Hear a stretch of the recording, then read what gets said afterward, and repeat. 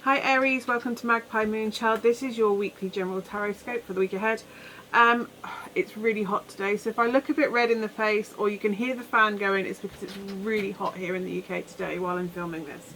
So with that, as always, the housekeeping is down below. Let's get on with your reading for the week ahead. So the week ahead, you have the first card for you is the Tower. I am going to pull another card because this can go either way with the Tower. As always, tarot cards are neutral, but sometimes this can be seen as a more negative one. It depends how you look at it. It's kind of, actually the Tower card, that is the essence of the Tower card. It depends how you look at it.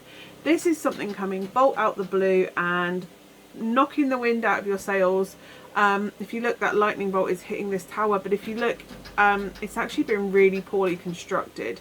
There's no solid structure or foundation to it. It's kind of higgledy-piggledy and kind of teetering on a balance anyway. It wasn't really set on full strong foundations, or maybe it was set up foundations in the first place, but as it's been built up, we've kind of cut corners or not really been choosy with the resources that we've used.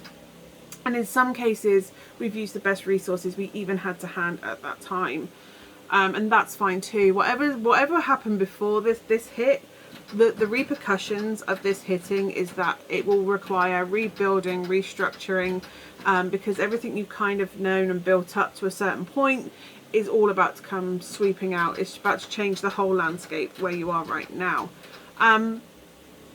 The good thing with the Tower is that afterwards, after this has all happened and you're in this state of, oh my god, what just happened, and look, everything's hit the fan and we're in this crazy place where we think, oh my god, I don't know which way is up. The good thing is that once the Tower falls down, you have kind of an absolute truth moment, that moment of clarity where you get to look around and go, who is here?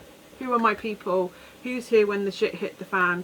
Who is here when I need people, when everything's come tumbling down? What do I still have? What resources do I still have around me? You may still have the same set of materials to work with, so to speak, but it's about looking at how you use those and reconfigure and restructure those so that this time you're building things up strong with a proper solid foundation.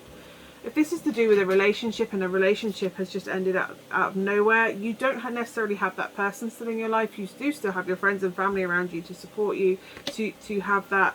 You may still have that strong foundation of family members around you that can come and surround you in love and be there and sit with you while you process this trauma. I mean, this is a change. It's trauma is associated to it. That any change has an element of trauma, but if it's the end of a relationship or it's the loss of a job or the loss of a loved one, then there's more of an element of grief, the more negative feelings of adjustment attached to it. Equally, this could be an amazing surprise. It could be an opportunity that comes in, a job that you're offered, but it means that you're going to have to change location or change your career entirely to build up a new foundation of knowledge. You still have the capability to learn, you still have the capability, you still have all the skills you need. It's just you are going to have to, there's going to be an element of deconstruction in order for reconstruction to happen. It's just to use what you have in the most efficient, strong, weatherproofed, future-proofed way possible. And it's about taking the time to do that. But this is the event, so be aware that there may be something that comes out of nowhere. It'll be it'll feel like it comes out of nowhere. It's being delivered like a lightning bolt. You never know quite when it's going to hit, but it will hit. You can be in a thunderstorm and know that something's going to happen, but you're not necessarily going to know that the lightning bolt is going to hit you. So I really kind of feel like there could be the potential for somebody to get a new job they weren't expecting to get. Like, you know, you're in the thunderstorm. You know you're in the field that you could potentially be picked. But it may come out of nowhere that, oh my god, I didn't expect to get that. I didn't think that I would get that. I didn't think that I would be good enough to do that. You do. You have the strong foundation. What you need to do is then go in and find who you work really well with, or who you collaborate with, or what areas you maybe need to educate yourself a little bit on. The card that comes with this is the Four of Wands. And the Four of Wands asks us to take our time and look around and assess the situation. It asks us to assess the situation. What resources do we need to rein in a little bit?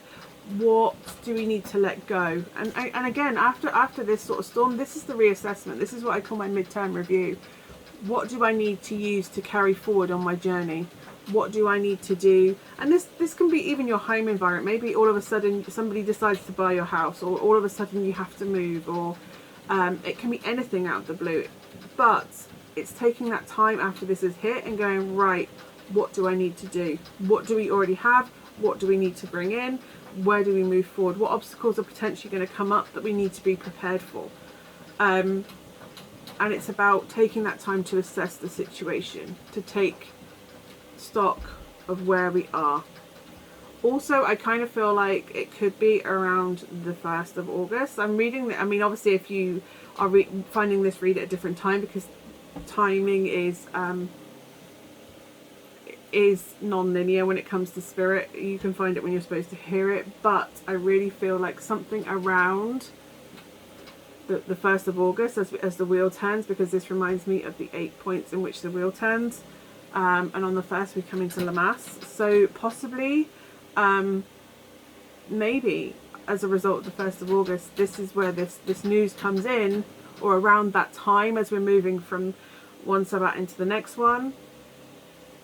This is where this comes in, and it just because there's 8 points and there's 8 Sabbats, and I'm kind of thinking, oh, as the wheel turns, we're going into a new season. It's a whole new kind of energy coming in for you, in order for you to take the time to assess, what do I need to take on board? What do I already have? What do I need to let go? And where are we heading? And how are we going to get there? What do we require on our journey to that end goal? So I hope that is of some use to you this week, Aries, and hopefully you should see me again next week, and hopefully you'll join me. If you feel like you wish to subscribe to the channel, absolutely feel free to do that. The button is down below, and I will see you again soon. Bye for now.